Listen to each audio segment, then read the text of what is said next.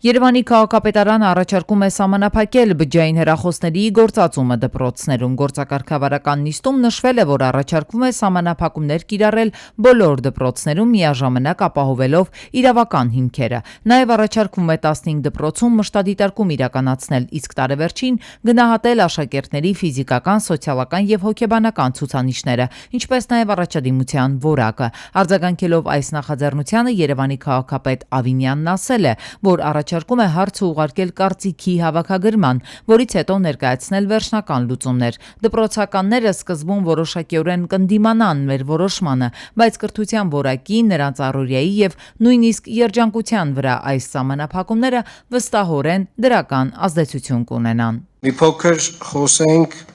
հեռախոսների, բջջային հեռախոսների սահմանափակման եւ արգելքի մասին դպրոցներում։ Մենք որոշակի այդ թեմայով քննարկում բացեցինք եւ ակնհայտորեն Երևանում ծնողները մեծամասամբ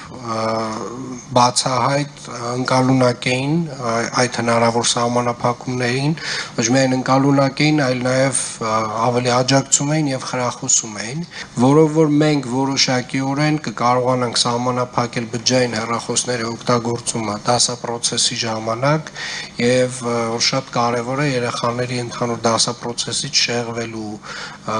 բոլոր բացասական հնարավոր հետևանքներ, որ ունի բջջային հեռախոսը դպրոցում, դրանցից խուսափելու համար։